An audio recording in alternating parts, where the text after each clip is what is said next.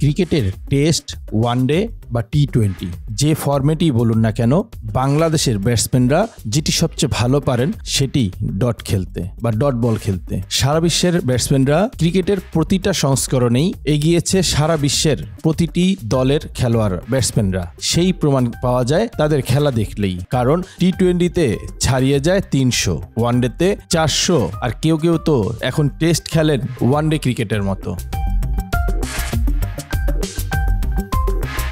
সবশেষ Australia, England, New Zealand, India বা south Africa এসব দলের খেলা দেখলেই মনে হয় যে ব্যাটসম্যানরা কতটা এগিয়েছেন। তবে এখনো আগের মতোই রয়ে গেছেন বাংলাদেশের ব্যাটসম্যানরা, তাদের পছন্দ এখনো ডট বল কিছু কিছু ক্ষেত্রে, কারণ টি-20তে বেশিরভাগ টিম প্রায় 200 রানের দেখা পেলেও বাংলাদেশ পায় মাঝে মাঝে।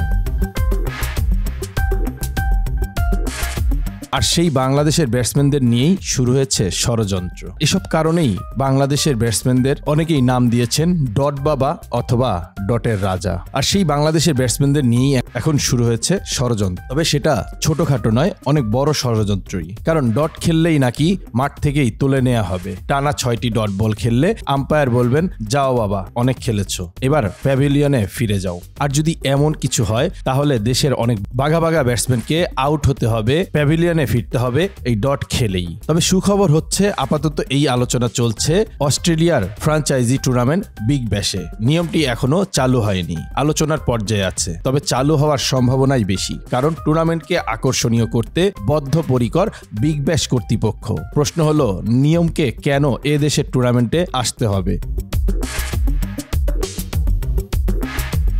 বাংলাদেশের ক্রিকেটাররাও তো বিগ ব্যাশে খেলতে যেতে পারেন। একটু চিন্তা করলেই বোঝা যাবে এই নিয়ম চালুর পর বিগ ব্যাশে বাংলাদেশের কোনো ব্যাটসম্যান খেলতে গেলে তার পরিস্থিতি কি হতে পারে। কারণ তারা 4 ছক্কার থেকে ডটটাই যে একটু বেশি খেলেন। ধরে নিন তামিম ইকবাল ও নাজমুল হোসেন হোবার্ট হারিকেন্সের হয়ে ওপেন করছেন। এমনিতে তো তারা আউট হতেই পারেন, কিন্তু দুজনের ডট খেলে আউট হওয়ার সম্ভাবনা কতটা? ঝুঁকিটা কিছু পাওয়ার প্লেতেই বেশি। 30 গজের বাইরে থাকবেন মাত্র 2 জন ফিল্ডার, তখন তো তুলে মারা সহজ হলেও সিঙ্গেল বের করা কঠিন হবে, কারণ বেশিরভাগ ফিল্ডার 30 গজের ভেতরেই থাকবেন। অনেক সময় দারুণ টাইমিং এর পরও বল যাবে ফিল্ডারদের হাতে। এই শৃঙ্খল থেকে বের হতে রাগে ক্ষোভে হয়তো ওভার বাউন্ডারি মারার চেষ্টা করতে যাবেন তারা। সাবধান, বিগ ব্যাশের সীমানা কিন্তু বেশ বড়, ঠিক বিপিএল এর মতো নয়। আরেকটি কথা, নাম দুটো কল্পনাপ্রসূত হয়ে বসিয়ে দেওয়া হয়নি, একটু পরিসংখ্যানেরও সাহায্য নেওয়া হয়েছে। বিপিএল এর সর্বশেষ মৌসুমে সর্বোচ্চ 163টি ডট বল খেলেছেন তামিম। আগের মৌসুমে সর্বোচ্চ 195টি খেলেছেন নাজমুল। এর আগে তামিম 2019-20 ও 2016-17 সালেও সর্বোচ্চ ডট খেলেছেন। ডটের সঙ্গে সম্পর্কটা তাদের ভালোই বলা চলে। 2023 সালের বিপিএল এ নাজমুল খেলেছেন 195টি ডট বল। চলতি বিপিএলেও তামিম একবার টানা 6টি ডট খেলেছেন, সেটি রংপুর রাইডার্সের স্পিনার মেহেদী হাসানের বিপক্ষে।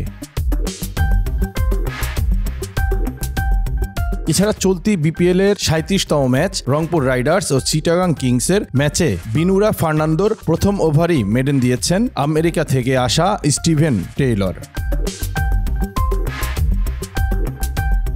এসবই খেলারই অংশ, কেউ বেশি খেলেন, কেউ একটু কম। এবারের বিপিএলে জিসান আলম, নাইম ইসলাম, আজিজুল হাকিমরাও টানা 6টি ডট খেলেছেন। ঝামেলা হলো টি-20 নিয়মগুলো যে সংক্রামক, এক জায়গায় শুরু হয়ে জনপ্রিয়তা পেলে অন্য টুর্নামেন্টেও দেখা যায়। সেটা হতে পারে অন্য নামে বা অন্য চেহারায়। এই যেমন সুপার সাব থেকে ইম্প্যাক্ট ক্রিকেটার, ইম্প্যাক্ট প্লেয়ার নিয়মের সমালোচনা থাকতে পারে, তবে ইম্প্যাক্ট নিয়ে প্রশ্ন তোলার সুযোগ নেই।